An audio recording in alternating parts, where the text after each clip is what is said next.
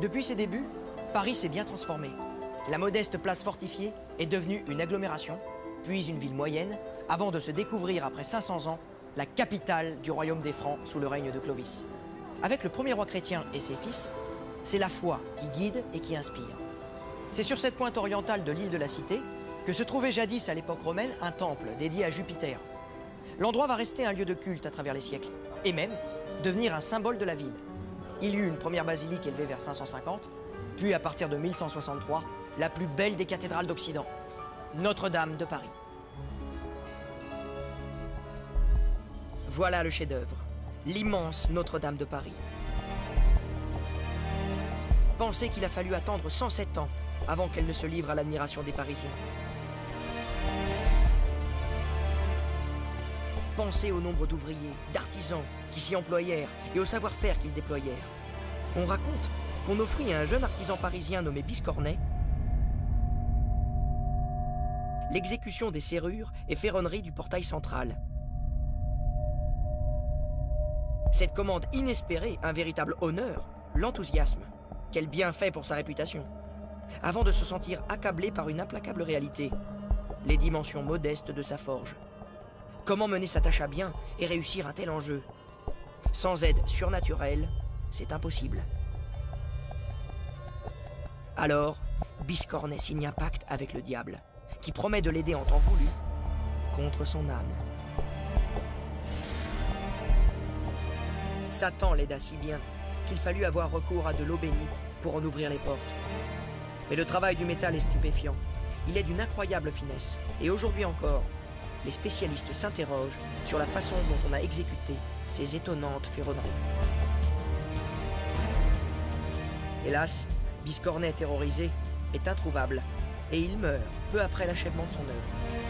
C'est dans la tombe qu'il emporte son secret. Mais il nous laisse ces splendides ferronneries à admirer.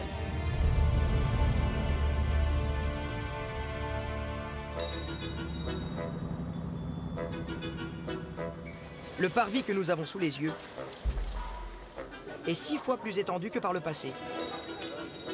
Eh oui, jadis, les maisons à colombages et les masures brinque-ballantes se blottissaient à l'ombre de la cathédrale. Cette promiscuité avec le bon Dieu rassurait sans doute. Et puis à l'époque, on n'avait pas besoin de faire de la place pour les cars qui déversent à chaque instant leur horde de touristes. Regardez ces marques sur le sol. Elles nous indiquent le tracé sinueux des vieilles rues qui enserraient autrefois la cathédrale. En 1865, le baron Haussmann, qui réinventa Paris, donna au parvis cet aspect pompeux de grande esplanade battue par les vents et les ventres. On trouve ici le point zéro des routes de France. Si tous les chemins mènent à Rome, toutes les routes partent d'ici. En fait, ce point zéro est le lointain héritier d'un poteau dressé sur ce parvis. C'était l'échelle de justice de l'évêque de Paris. Une manière un peu abrupte de rendre la justice. Les accusés venaient à cet endroit faire amende honorable et recevoir leur condamnation. Le quartier de l'île de la Cité est plein de souvenirs. Certains, pour le moins singuliers, nous révèlent un Paris étrange et mystérieux. Voyez la rue Chanoinesse et ces belles demeures du XVIe siècle où logeaient de nombreux chanoines. Eh bien, figurez-vous que là-bas, 2 siècles plus tôt, se trouvaient 2 maisons voisines, l'une occupée par un barbier, l'autre par un pâtissier. D'honnêtes activités commerçantes pour d'honnêtes voisins. Pourtant, dans cette rue, on a frissonné d'effroi.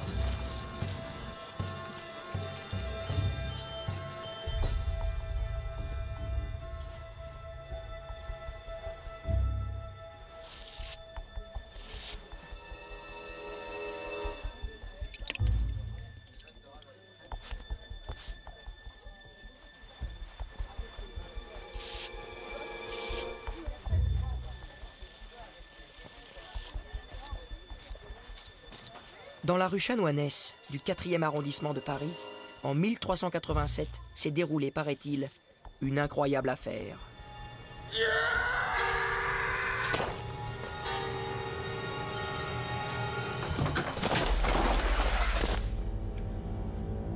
Notre barbier avide comptait ses sous. Et pour arranger sa trésorerie, il égorgeait de temps à autre un client de passage qu'il dévalisait. Ingénieux, il avait bricolé une trappe qui basculait le corps directement dans sa cave. Or celle-ci communiquait avec celle de son voisin, un pâtissier.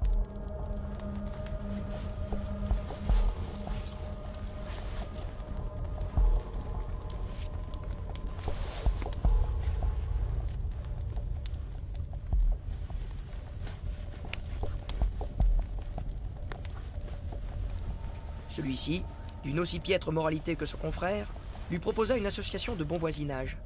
Faire disparaître les corps des victimes en enrichissant leur bourse.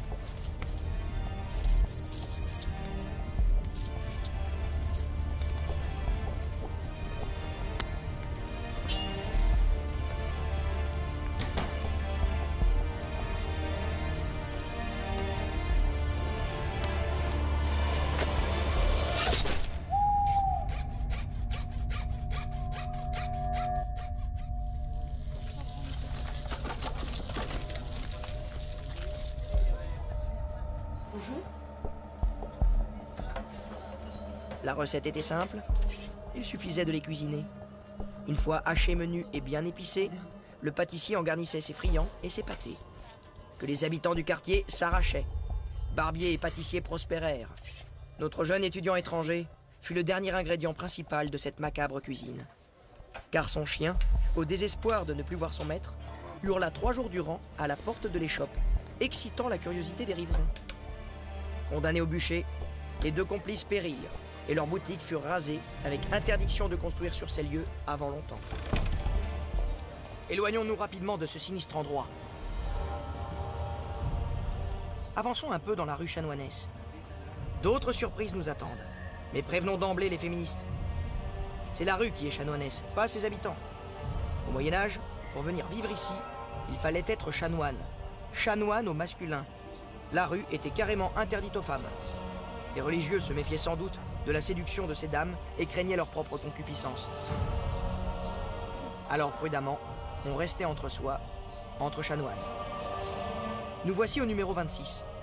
Ces maisons de chanoines se dressent ici depuis le XVIe siècle. Regardez, elle est là, notre machine à remonter le temps. Ces pierres tombales à demi effacées ont servi à daller la cour.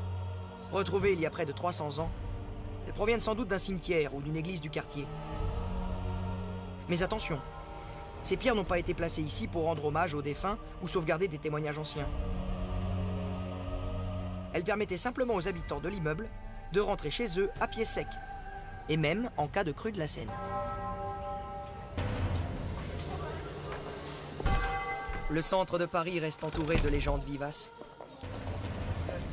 Mais pour retrouver l'histoire du cœur de Paris, il nous faut accomplir un bond dans le temps, au VIe siècle. Clovis vient de mourir. Il a 45 ans et il a fait de Paris et de l'île de la Cité la capitale du royaume franc. Un royaume qu'il a étendu considérablement et qui soulève déjà des passions.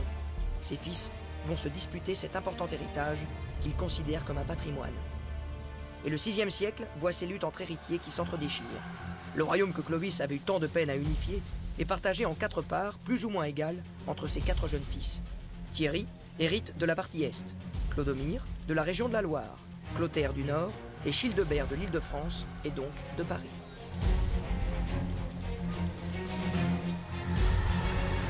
Ici, l'histoire devient un peu confuse, mais elle retient que les fils de Clovis tuent les gêneurs, se font la guerre entre eux et se réconcilient. Childebert restera cependant roi de Paris pendant 47 ans, mais à l'époque, il bataille jusqu'en Espagne. Childebert a lutté avec succès en Espagne et rapporte à Paris 2 précieuses reliques, une croix d'or et l'étole de Saint-Vincent. Childebert, à la mort de son frère Clodomir, n'a pas hésité pour s'emparer du pouvoir à tuer ses neveux ou à les tondre, car les cheveux longs symbolisaient la royauté pour les Francs. Mais malgré la cruauté de ses actes, il éprouve un grand respect pour la religion et pense racheter ses fautes en lançant un énorme chantier sur l'île de la Cité.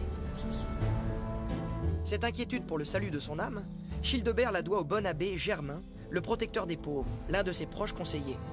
Sous l'influence de Germain, Childebert remplace le vieux monument dédié à Jupiter sur l'île de la Cité par le plus beau des sanctuaires. C'est ainsi que s'élève la basilique Saint-Étienne, un monument imposant. Imaginez un peu, 5 nefs, 70 mètres de long, 36 mètres de large, la plus grande église du royaume.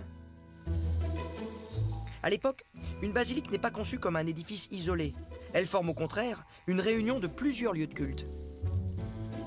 On adjoint donc à Saint-Étienne un baptistère placé sous la protection de Saint Jean-Baptiste et une église, Notre-Dame déjà.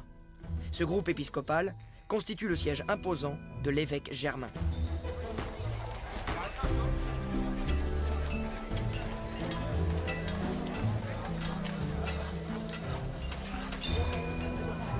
À en croire ses ouailles, l'évêque n'a de cesse de puiser dans la cassette royale pour faire la charité. Il enlève même quelquefois le pain de la bouche de ses moines pour les donner à quelques malheureux de passage. Les frères enragent, mais n'osent rien dire à un saint capable de miracles.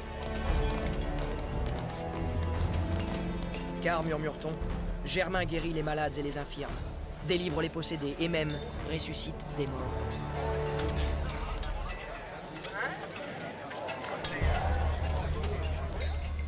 Mais dans sa belle basilique Saint-Étienne, l'abbé Germain n'est pas encore satisfait.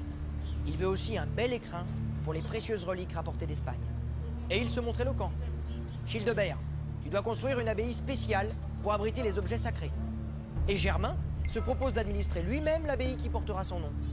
Ainsi commence l'ascension de Germain, ce modeste ecclésiastique qui deviendra un évêque puissant, puis un saint vénéré.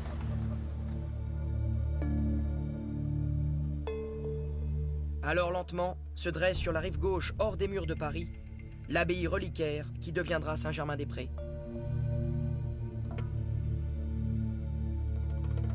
Mais elle ne sera pas le seul édifice religieux à voir le jour à Paris.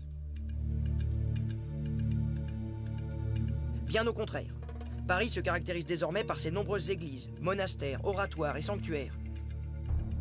Ils se dispersent partout, sur l'île de la Cité et sur les deux rives du fleuve.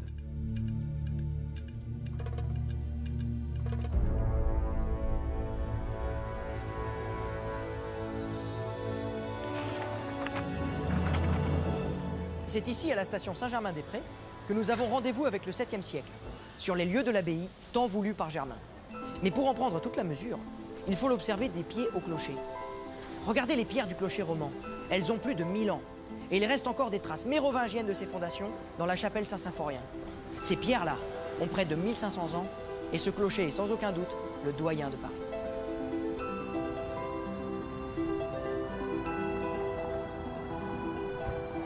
Et si nous quittons l'église pour aller sur le boulevard, c'est pour nous étonner du côté abrupt de l'arête du mur d'angle.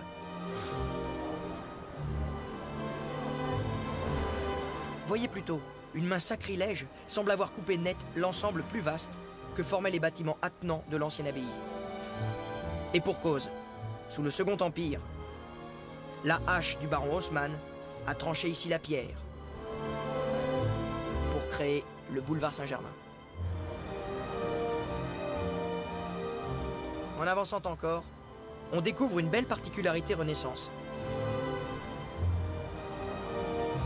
La porte sud, ouverte à la fin du XVIe siècle. On a également une vue sur ce qui devait correspondre aux 3 anciens clochers. Un seul réussit à survivre à la brutalité révolutionnaire. Les 2 autres durent être rasés, car trop abîmés.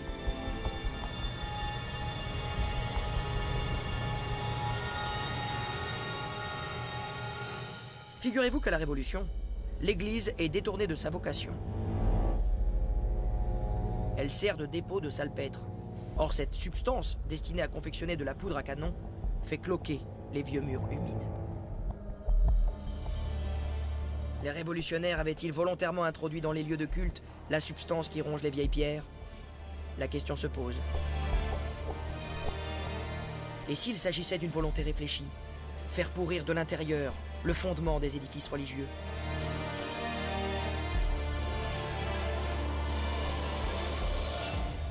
De toute évidence, c'est un miracle que l'église Saint-Germain-des-Prés soit encore debout aujourd'hui.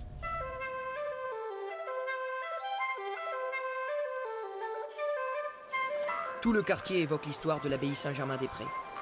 On la nomme ainsi parce qu'elle est entourée d'immenses champs dont elle est l'heureuse propriétaire.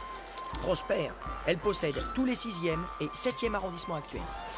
Les moines bénédictins ont pour habitude de choisir de bonnes terres, propices aux cultures de toutes sortes, en particulier des vignes, qui leur apportent un confortable revenu. On peut se demander si les moines de Saint-Germain-des-Prés sont troublés dans leur méditation par la turbulente présence des étudiants.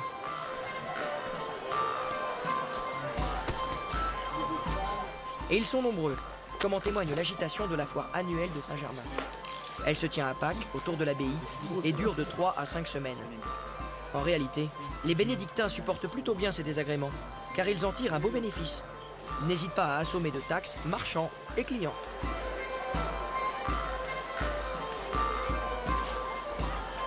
Alors évidemment, dans ce grand rassemblement populaire, bagarres, altercations, larcins représentent aussi le quotidien de cette grande manifestation. L'endroit s'est transformé au cours des siècles, jusqu'à devenir aujourd'hui le marché Saint-Germain. Bon, à première vue, il ne reste pas grand-chose du passé de l'endroit. Mis à part des bâtiments assez communs de la fin du 19e siècle, on cherche désespérément la grande et belle foire du passé. Mais en cherchant bien, on finit toujours par trouver quelque chose. Dans les petites rues en pente, on remarque les préaux de la rue Mabillon et les pavés de l'ancienne foire en contrebas. On peut même emprunter l'escalier de pierre pour se retrouver au niveau ancien de la rue et fouler ce petit pavé bosselé qui résonne encore des cris des forains hâbleurs et des étudiants bagarreurs. Regardez cet autre vestige médiéval. La rue de l'Échaudé, qui se creuse en une rigole centrale. Elle est destinée à évacuer les détritus que les gens de l'époque jettent par les fenêtres. Bon, côté hygiène de la voirie, on a trouvé mieux depuis.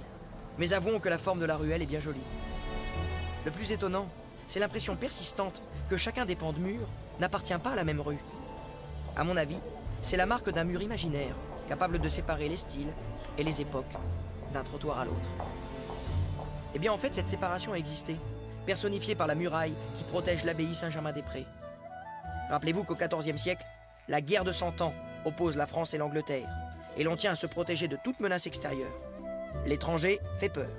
Quand le danger s'éloigna, cette protection de pierre perdit de son importance, et des édifices pointèrent timidement le bout de leur nez, s'adaptant à l'angle aigu qui leur était proposé.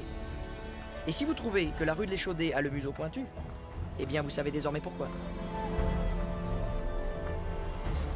Mais poursuivons nos découvertes. L'abbaye sera aussi soumise à l'autorité d'un abbé en chef, un cardinal. Et son palais, de la fin du XVIe siècle, qu'on admire encore aux 3 et 5 rues de l'abbaye, est considéré comme l'une des plus belles résidences de Paris, un magnifique témoin de l'architecture Renaissance et un souvenir de l'opulence de la puissante abbaye. Vous voulez tendre l'oreille, ouvrir les yeux et laisser battre votre cœur? Entrez aux 14 et 16 rue de l'abbaye. Dans cet immeuble surgit tout un pan du passé abbatial.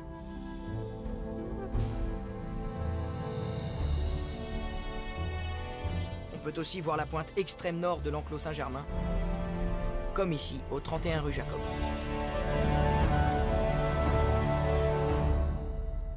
Mais au 7e siècle, tout ce quartier Saint-Germain n'est encore qu'en gestation.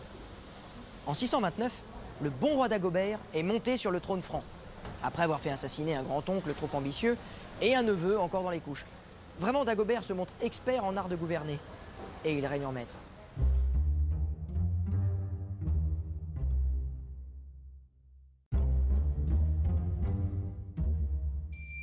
Mais sa sérénité possède un trône, marque de sa grandeur et de sa puissance. Et c'est le bon Saint-Éloi, artisan orfèvre de son état, qui lui a imaginé ce siège sans lequel un roi ne saurait imposer toute son autorité. Le cabinet des médailles de la Bibliothèque nationale conserve ce trône en majesté. Et la tradition orale nous assure qu'il fut celui du roi Dagobert. Il ne devait pas être très confortable, ce trône royal avec son assise formée de simples lanières de cuir. Mais l'important n'était pas là. Il fallait impressionner et intimider. Effectivement, le trône fascinait par sa structure de bronze doré et ses empattements en gueule de lion. Conservé longtemps dans le trésor de l'abbaye Saint-Denis, il fut transféré à la Bibliothèque nationale en 1791, considéré désormais comme monument des arts. Quelques années plus tard, en 1804, l'empereur Napoléon s'y assit à l'occasion, manière de se relier aux vieilles dynasties royales.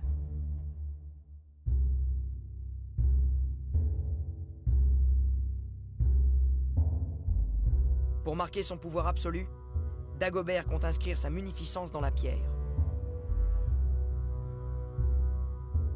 Et quoi de mieux qu'un édifice religieux? Cette évidente alliance du pouvoir temporel et spirituel ne peut être qu'appréciée d'un peuple de plus en plus attaché à la foi et renforcer son devoir d'obéissance envers son roi. Dagobert pense et se repose peu. Paris possède déjà son abbaye, alors c'est vers Saint-Denis que Dagobert tourne son regard. Attention, au 7e siècle, Saint-Denis n'a pas du tout l'aspect architectural que nous connaissons aujourd'hui. À l'époque de Dagobert, elle est beaucoup plus modeste. Dagobert est persuadé que du haut des cieux, Saint-Denis veille sur lui. Il lui est même apparu en rêve. Et l'apparition lui accorde sa protection, à condition toutefois que Dagobert lui offre la plus somptueuse des sépultures.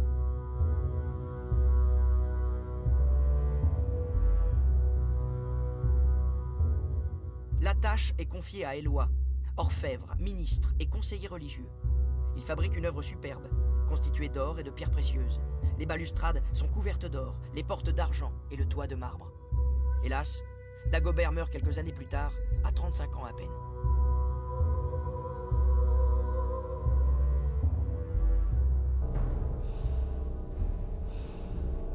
Au XIIIe siècle, les moines de Saint-Denis veulent rendre hommage au roi Dagobert, bienfaiteur des lieux. Mais la sulfureuse réputation du roi les fait trembler. Ils imaginent donc une sculpture un peu ambiguë, qui se lit dans la pierre comme une bande dessinée.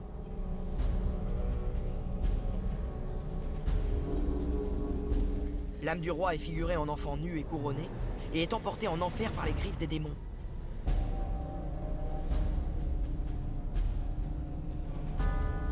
Heureusement, Saint-Denis, Saint-Martin et Saint-Maurice délivrent cette âme, la présentent au ciel et lui permettent d'accéder au paradis. Le message est clair.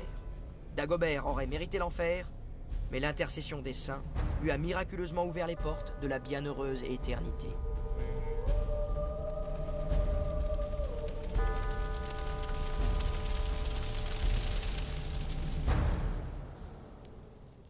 Et pourtant, pour l'éternité, Dagobert restera le bon roi qui a mis sa culotte à l'envers. Anachronisme, car la culotte, sorte de short un peu bouffant qui s'arrête aux genoux, ne sera créée par des modélistes inspirés que 1000 ans plus tard.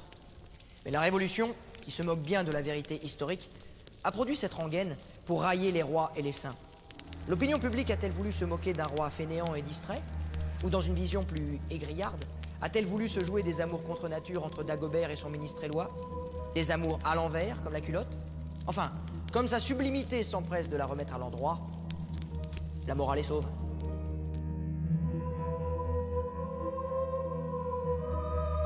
À la mort de Dagobert, le royaume franc est partagé entre ses deux enfants. Sigebert, 10 ans, et Clovis II, 4 ans. Dès lors, et pour longtemps, le pouvoir réel passe aux mains des maires du palais, les plus grands dignitaires du royaume. Clovis II déserte Paris. Il s'établit dans sa villa de Clichy, et le palais de la cité se transforme en coquille vide. Mais la ville s'anime. La multiplicité des églises et des abbayes attire une nouvelle population, qui aime à se regrouper en ces lieux de dévotion.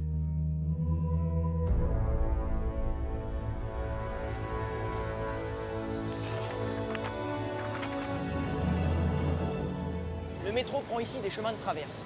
Il permet de quitter le cœur de Paris pour tenter une excursion en dehors des limites de la ville, dans sa banlieue, Nouveau Faubourg, Paris de demain, car le projet du Grand Paris est en marche. Et avec le métro, il se concrétise déjà. C'est sur les traces de la basilique de Dagobert que l'on a construit la basilique de Saint-Denis. La voilà, la basilique Saint-Denis, pilier de notre histoire. Alors quand on s'approche de la façade, son style gothique peut paraître un peu lourd, un peu épais, un peu massif, presque de style roman. Eh bien c'est tout à fait normal, parce que vous avez devant vous une des plus vieilles églises, si ce n'est la plus vieille église gothique de France, construite en 1136.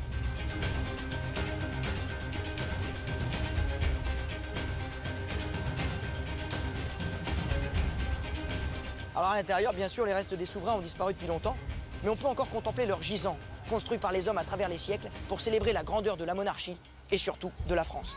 Suivez-moi.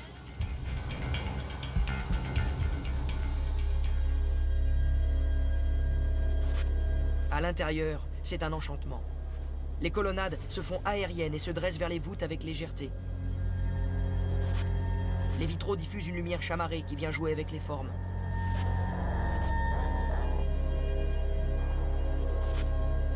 Ici, le gothique prend de la hauteur. Il se montre dans sa phase rayonnante du XIIIe siècle, terme que l'on doit aux rosaces du transept. Voyez plutôt. Dans cette basilique, l'histoire de France nous attend. Ils sont tous là, ou presque. Nos anciens souverains. Au total, pas moins de 42 rois, 32 reines, 63 princes et princesses, et 10 grands du royaume, Tous ont été inhumés ici. Et c'est ainsi que Saint-Denis est devenue la plus grande nécropole royale du XIIe au XIXe siècle. Auparavant, elle disputait le titre de cimetière des rois avec d'autres, comme Saint-Germain-des-Prés. Mais reposer auprès des reliques de Saint-Denis l'emporte. Avec la puissance du Saint-Martyr, les rois enterrés à ses côtés s'assurent l'ouverture des portes du paradis. Alors bien sûr, les restes de ces personnages royaux ont disparu depuis longtemps. Mais nous avons encore sous les yeux les mausolées construits par les hommes à travers les siècles pour célébrer la grandeur de la monarchie et de la France. Un peu plus bas, la crypte aussi est un témoignage merveilleux des temps anciens. Le mausolée de Saint-Denis, premier pensionnaire des lieux, a été dégagé. On ne voit plus que l'emplacement vide de son tombeau. Autour de lui, il y a des vestiges de la crypte du 8e siècle, là où fut enterré Fulrad, abbé de Saint-Denis. Et ces petites niches ici servent à poser pieusement les bougies du souvenir. C'est un des lieux les plus symboliques de toute l'histoire de France. La visite est émouvante. C'est pour moi l'endroit le plus symbolique de l'histoire de France. À l'intérieur, tout est calme, apaisé, et on peut tranquillement rêver à ce qui fait encore aujourd'hui la grandeur de notre patrimoine.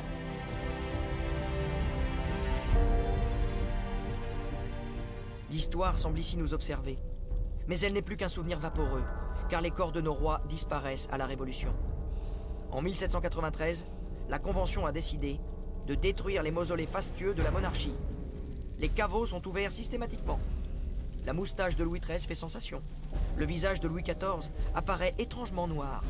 Et le corps en putréfaction de Louis XV dégage une odeur atroce.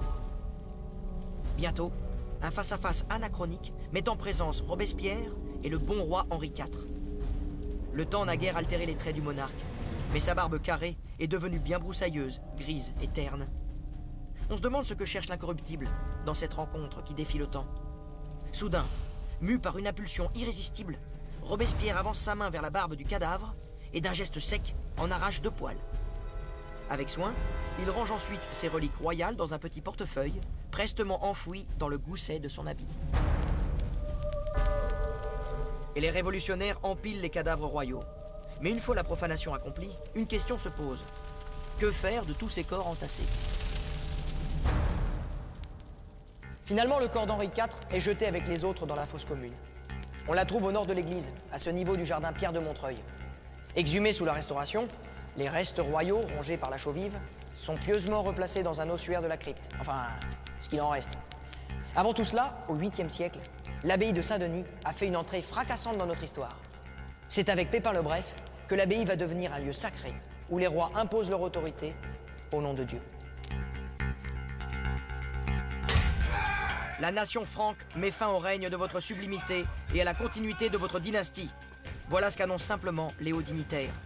Les nobles et les évêques de cette délégation viennent simplement mettre un point au règne d'un roi terne, jugé insignifiant.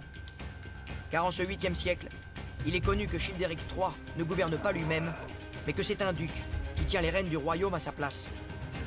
Et le pape Zacharie a aussi reconnu qu'il est juste et raisonnable que celui qui exerce l'autorité royale porte le nom de roi.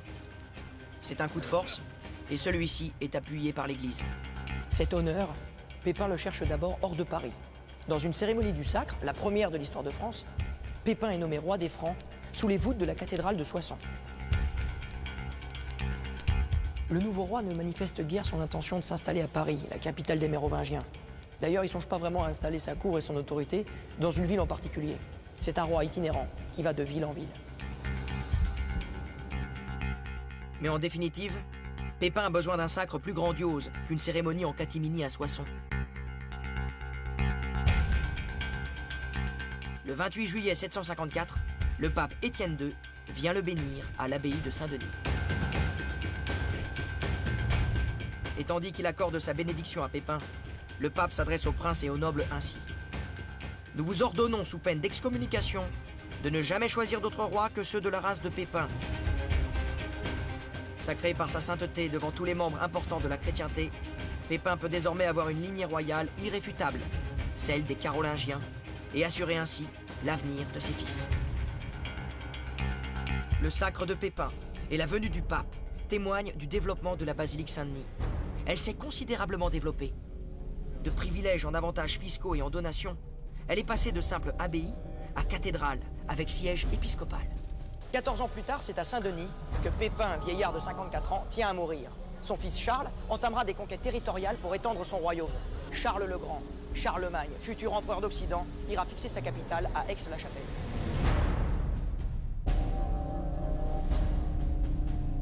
Et pour Paris, le coup est rude. La ville n'est plus le siège du royaume, mais un simple port sur la Seine. Clovis y était installé pour étendre son royaume au sud, mais l'étendue de celui de Charlemagne vers la Germanie a tout chamboulé. La ville n'est plus animée par la présence du roi et de sa cour. Elle n'a donc plus de raison d'être protégée. Sa population se réduit à quelques milliers d'habitants et se recroqueville à nouveau sur l'île de la Cité.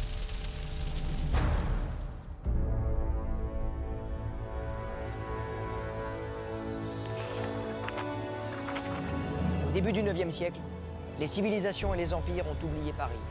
La ville agonise. Tous les malheurs du ciel fondent sur les bords de la Seine. Famine, inondations, épidémies. Le pain est rare en raison des mauvaises récoltes. Le fleuve est en crue. L'île de la Cité se noie. On ne peut se déplacer qu'en bateau. Et rien n'arrête la mort qui rôde. Les corps gonflés flottent sur les eaux. On s'entasse sur la rive gauche restée au sec.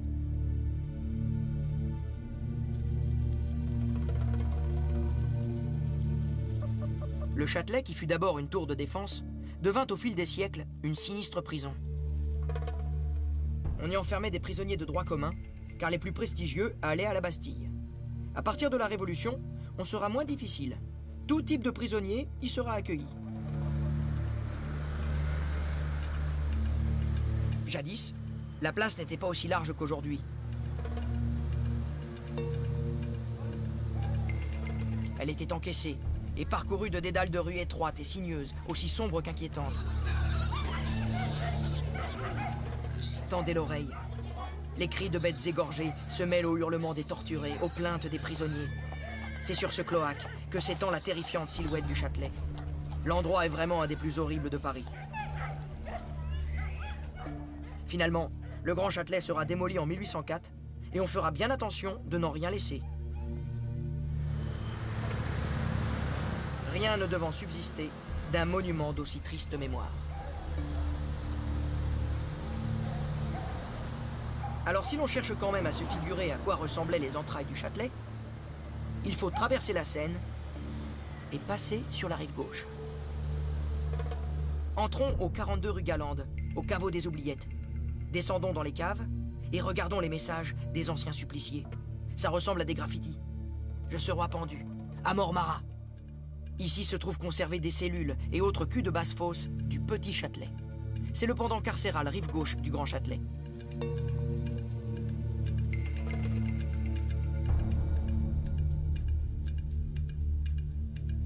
Mais au début, ce Petit Châtelet a bien été lui aussi une tour de défense destinée à protéger Paris.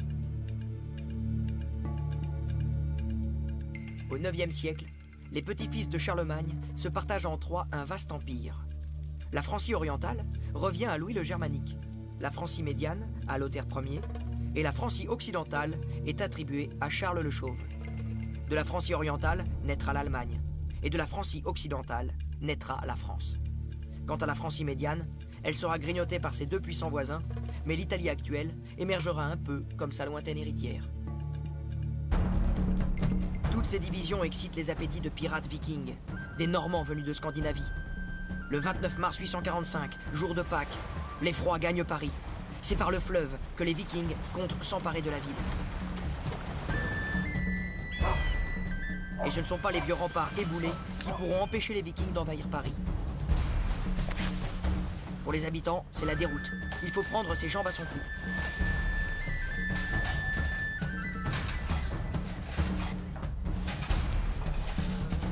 Et chacun prend ce qu'il peut. Quelques têtes de bétail, des bijoux, un peu de farine. Et l'on s'empresse de détaler au loin, à l'intérieur des terres. Car les Vikings convoitent leurs richesses, n'importe lesquelles, pourvu qu'elles rapportent. Même s'ils préfèrent au fond qu'elles soient sonnantes et trébuchantes. Pièces d'or, joyaux, parures, tout leur est bon.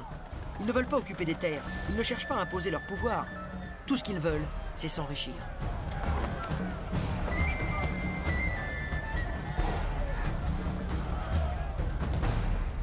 Charles le Chauve, roi de la Francie occidentale, est agacé par ces incursions normandes. il se met enfin en tête de protéger Paris. C'est ici, au Châtelet, que s'organise la défense. D'abord, il fait reconstruire les 2 ponts qui reliaient naguère l'île de la Cité aux berges de la Seine. Ensuite, il fait édifier sur la rive droite et sur la rive gauche 2 tours de défense, lourdes et massives. Les 2 ensemble se dressent désormais comme des portes d'entrée de Paris.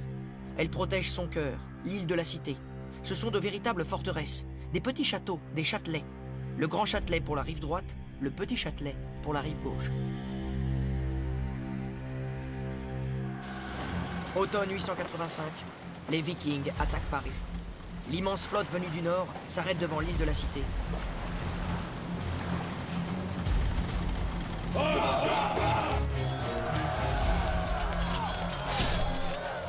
Les soldats français ruent sabre en avant et se battent au corps à corps. Les attaquants fléchissent et reculent. Les Vikings, abasourdis par la furie franque, sonnent la retraite, abandonnant sur place un grand nombre de tués. Au cours de cette première journée de combat, un homme s'est montré plus résolu et plus téméraire que tous les autres. C'est Eudes, le comte de Paris. Il va désormais mener la défense. Résolu à détruire le grand Châtelet, une troupe de Vikings traverse à la nage le fossé qui l'entoure. Armés de piques et de haches, les soldats du Nord tentent d'en ébranler les bases. Mais c'est sans compter sur l'esprit d'anticipation du comte Eudes. Il fait jeter de l'huile bouillante, de la poix fondue et lancer des flèches enflammées sur l'ennemi.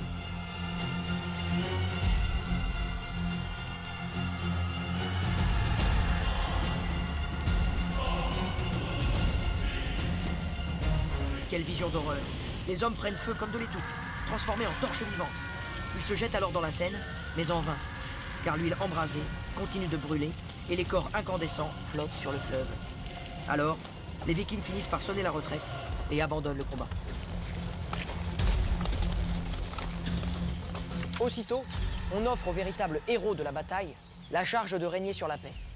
Au mois de février 887, les seigneurs francs réunis à Compiègne acclament Eudes. Le comte de Paris est nommé roi de Francie occidentale, et pour ne pas perdre de temps, on procède dans la foulée au couronnement. On bâcle un peu la messe, on procède à une rapide onction, et vive le roi! Le nouveau monarque promet tout ce qu'on veut. Il assure qu'il réformera tout ce qui est à réformer.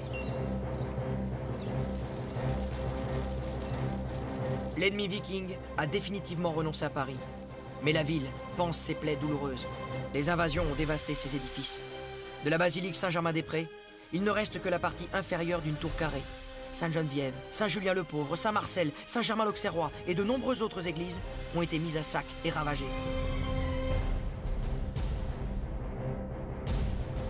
Mais de cette désolation, Paris sort grandi.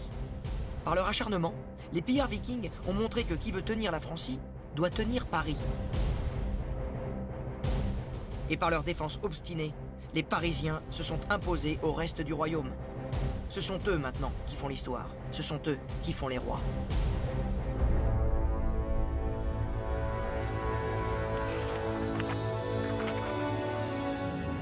La Chapelle. Ce lieu nous plonge dans la foi vibrante des siècles passés. Et ça, nous le devons à Charlemagne. L'empereur à la barbe fleurie était un exalté des reliques.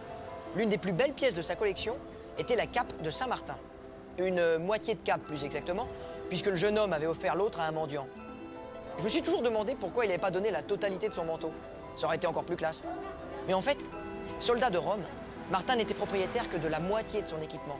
Donc, par loyauté envers l'Empire, il ne pouvait pas donner ce qui ne lui appartenait pas. En tout cas, pour ce bout de tissu glorifié, Charlemagne a fait construire dans l'enceinte de son palais d'Aix un lieu de culte et de dévotion, une chapelle. Terme tiré du latin cappa, la cape. Et le mot devint très vite usuel.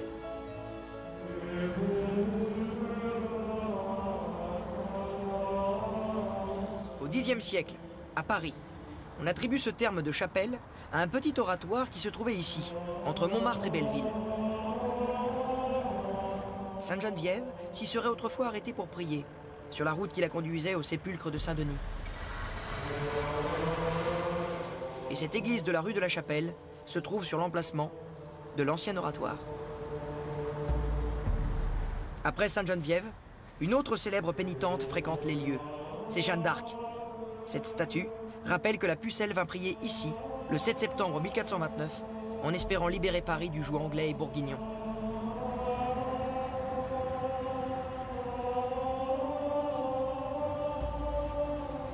Malheureusement, cette fois, elle échoua et fut blessé à la cuisse au cours des combats.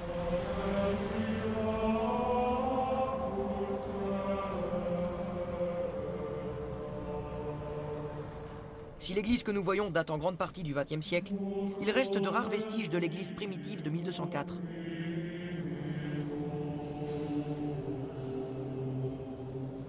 Ce sont les 4 premières travées de la nef, qui se distinguent du reste par des piliers ronds.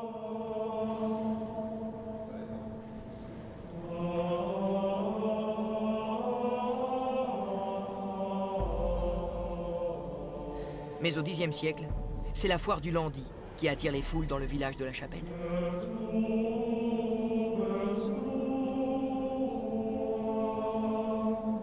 En effet, cette foire est la plus importante de toute l'Île-de-France.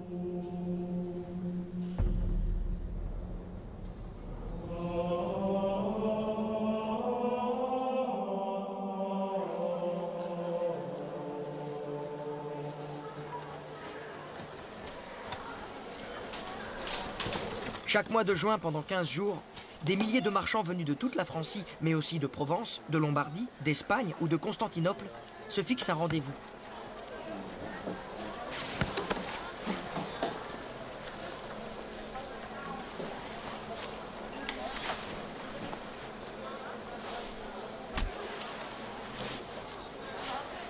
Ils viennent proposer étoffes, moutons, herbes, épices, parfums et feuilles de parchemin.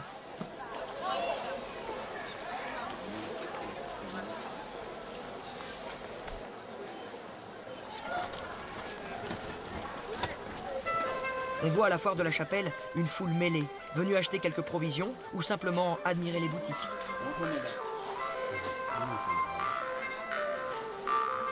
On vient ici comme au spectacle, pour voir se déployer la plus grande scène du monde.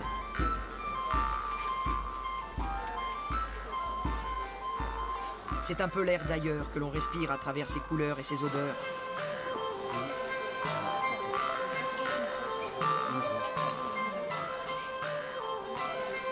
On s'étonne devant les soieries venues de loin. On admire les funambules, les cracheurs de feu, les danseurs et les joueurs de fifre.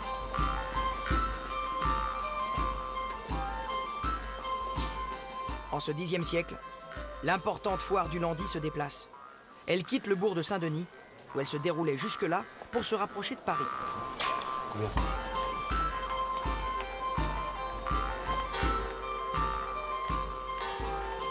Elle s'établit quasiment à mi-chemin entre l'abbaye et la ville, au village de la Chapelle, sur l'emplacement de l'actuel rond-point de la Chapelle.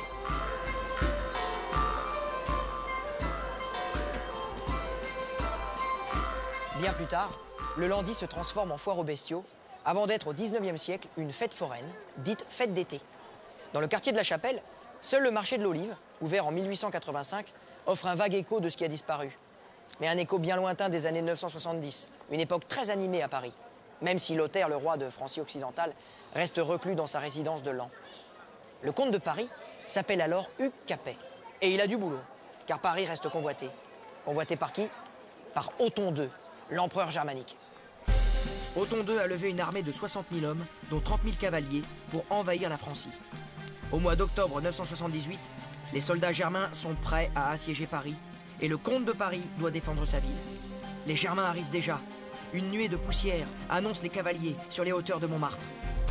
Pourtant, Othon n'a guère envie de se mesurer à la colère parisienne. Mais enfin, il faut bien faire quelque chose. Alors pour marquer la présence germanique et mettre à l'épreuve les nerfs des Parisiens, un soldat, d'une force et d'une taille prodigieuse, se présente chaque matin devant le Grand Châtelet, symbole de la résistance parisienne. Il défie quotidiennement les Parisiens en les couvrant d'injures. Pour Hugues Capet, cette insupportable provocation doit cesser. Alors on choisit un chevalier nommé Yves pour défendre l'honneur franc. Les portes de la ville s'ouvrent. Fièrement juché sur son cheval, le champion vient affronter le géant. La lance du Germain fait voler en éclats le bouclier du brave Yves et se fiche dans sa poitrine. Le champion de Paris glisse de sa monture et s'effondre. Le Germain a-t-il remporté le duel? Alors, il se précipite pour achever son adversaire. C'est la consternation dans le camp des Parisiens. On tremble, on se lamente déjà. Mais alors que le Germain triomphant se rue sur sa proie blessée, Yves ouvre les yeux.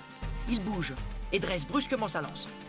La pointe s'enfonce mollement dans le défaut de la cuirasse du géant, juste dans cet espace, sous le ventre, où le cuir rejoint les pièces métalliques. Le vaincu s'écroule dans un grand bruit de fer froissé, et les Parisiens laissent éclater leur joie.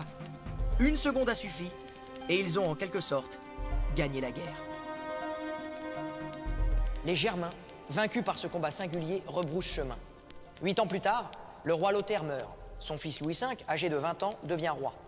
Mais l'année suivante, coup de pouce du destin, il se tue en tombant de cheval. Après les funérailles, une assemblée de la haute noblesse se réunit à Senlis et offre par acclamation le trône à Hugues Capet, comte de Paris, jugé le plus digne de régner. Sans lui, les Germains occuperaient les bords de Seine. Et celui qui a sauvé Paris saura protéger le royaume. Une fois encore, Paris a fabriqué son roi. Mais quel pauvre Paris! Les rives de la Seine ont été ravagées par les Vikings un siècle avant, et rien n'a été tenté pour relever ce qui a été abattu. Et comme les abbayes sont dévastées, on prend l'habitude de vivre et de prier entre les murs éboulés d'églises calcinées ou de monastères saccagés. C'est sans doute au fils d'Hugues Capet, Robert le Pieux, qu'on doit la reconstruction à la fin du Xe siècle de ce qui deviendra le pont au Change. Un nouveau pont remplace alors l'ancien pont romain bien délabré. L'axe principal de la rive droite est transféré de la rue Saint-Martin à la rue Saint-Denis en face de ce nouveau pont, qui devient alors le nouvel axe majeur de la ville. Il est amusant de s'imaginer que pendant 500 ans, Paris ne posséda que 2 ponts, un pour chaque rive, et qu'en plus, ils n'étaient pas dans l'axe, l'un par rapport à l'autre. Car il faudra attendre seulement le XVe siècle pour créer un double axe de franchissement de la Seine par l'île de la Cité. Nos 4 ponts actuels sont des reconstructions du XIXe siècle. Mais sachez que le doyen des ponts de Paris, le pont Neuf, achevé en 1607, n'est pas le 9e pont de Paris, mais le 5e. Et ce n'est pas le plus neuf, c'est le plus ancien, vous suivez? Cette période s'achève sur un constat un peu désolant. Les rois francs n'ont pas toujours été à la hauteur de la vocation parisienne. Ils ont parfois abandonné leur capitale pour s'en aller trôner ailleurs, à Soissons, à Laon, jusqu'à Aix-la-Chapelle. En fait, l'aventure aurait pu s'étioler lentement, mérovingiens comme carolingiens ne faisant que prolonger sans le stopper le lent déclin de la civilisation gallo-romaine. Mais ni Paris ni le royaume n'auraient alors écrit les plus belles pages de l'histoire. Or, la vitalité des Parisiens va transformer le destin annoncé. Dans les siècles à venir, le peuple de Paris va s'imposer pour participer au triomphe d'un pays nouveau, la France.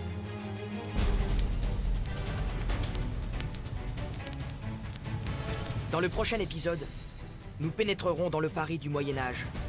Une période d'ombre et de lumière, marquée par la misère, les épidémies, les premières universités, mais aussi par les grandes constructions. Nous découvrirons la tour Jean sans peur, le cimetière des Innocents, la grande muraille de Paris, ou bien la Sainte-Chapelle.